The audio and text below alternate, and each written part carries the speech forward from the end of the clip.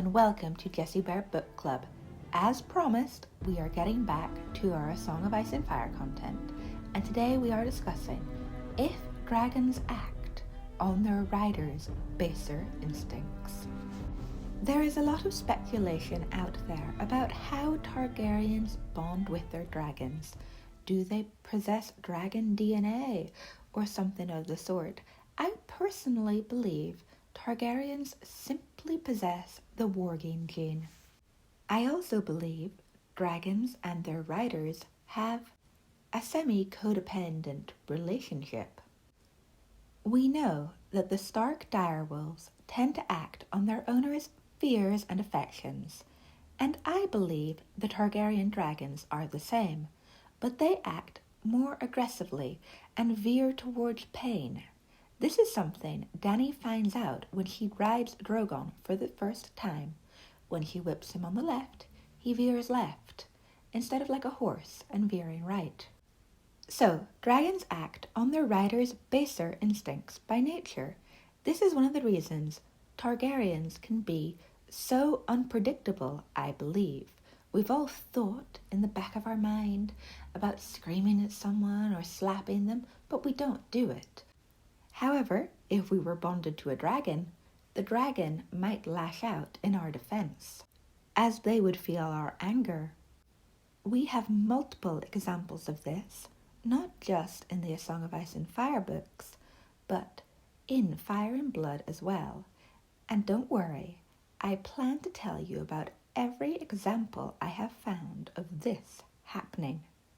The first thing I am going to talk about is the TV show. And I know it is not strictly canon, but we do have to look at it because, unfortunately, the two Ds, Dave and Dan, did consult George R.R. Martin when writing the show. The prime example being Dany and Drogon burning King's Landing. Dany is simply angry at what the city represents and the comfortable life she should have had. She thinks this, she feels this anger, this resentment, and before she can do anything else, Drogon has lashed out because he feels what she feels. Don't worry, that is the only time in this video we are going to talk about the Game of Thrones finale. Fear not, we are going back to the books. And a little bit of evidence from House of the Dragon. We have Aemon One-Eye and Vhagar killing Lucerys and Arrax over Shipbreaker Bay. Was it revenge for Aemon's eye, or did Aemon simply want to scare the younger boy and send him back to his mother, saying, I don't think attacking the Greens is a good idea. But the dragon acted of its own accord and attacked Luke. And when we see Aemon's reaction to what Vhagar did on the TV show, you could hold no doubt that he didn't actually want Vhagar to kill Luke. We then have the storming of the dragon pit, and Rhaenyra's dragon attacking the dragon pit and the people of King's Landing instead of flying away to safety. I would simply say that Rhaenyra was mad at the people of King's Landing for not taking her to their hearts and resenting her high taxation. She felt bitter gall that taking King's Landing had not reinforced her as queen. And her dragon, feeling these emotions, let loose on the people of King's Landing when given a chance. Now we move on to Queen Helaena and Dreamfire. Dreamfire broke her chains when Queen Helaena killed herself by throwing herself from the battlements of King's Landing. Queen Helaena was in a way breaking herself free from the bonds of life, and her dragon, feeling this need to be free, did the same thing. We then have Drogon, the dragon which is bonded to Daenerys, crying out when Dany orgasms. That one is pretty self-explanatory. Now we have Sunfire and Aegon II. When both Sunfire and Aegon are badly injured and Aegon II escapes to Dragonstone, Sunfire finds him. This was Aegon II's time of greatest need, and his dragon found him, even though it could hardly fly anymore, like Drogon found Daenerys in the fighting pits of Meereen when she was going to be poisoned. They were drawn together in dangerous times.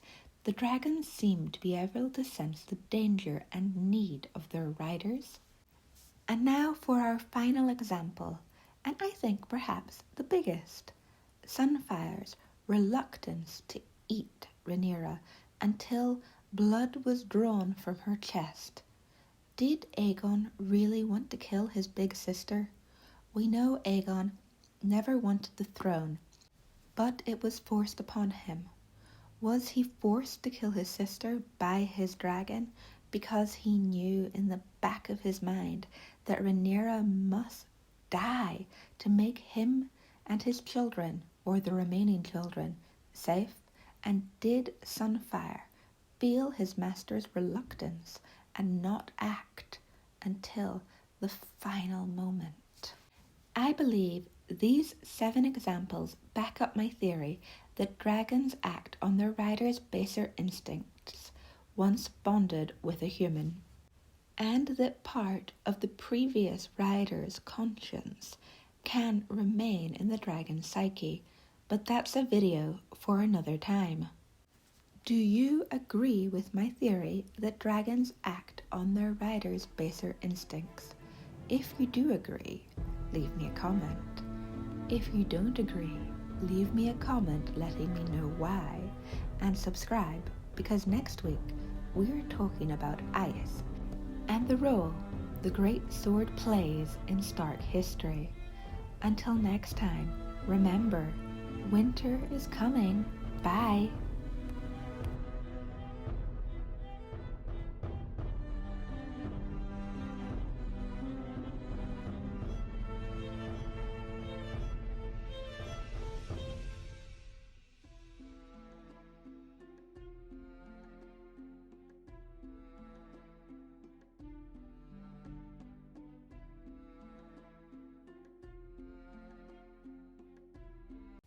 Hello and welcome to Jessie Bear Book Club. Today we're asking the question, who is Sarah Snow? Why is she important? And will we see her in Season 2 of House of the Dragon? I believe we are definitely going to meet Sarah Snow in the 2nd season of House of the Dragon. Sarah Snow is the bastard daughter of Lord Rickon Stark of Winterfell, and the half-sister of Lord Cregan Stark, who is extremely important in the Dance of the Dragons towards the end. Sarah is also supposed to be the lover, and perhaps the wife, of the heir to the Iron Throne, Jacaerys Velaryon. We left off in Season 1 of House of the Dragon with Jace flying north to Winterfell and the Eyrie, and now I plan to read a quote from Fire and Blood about the events to come.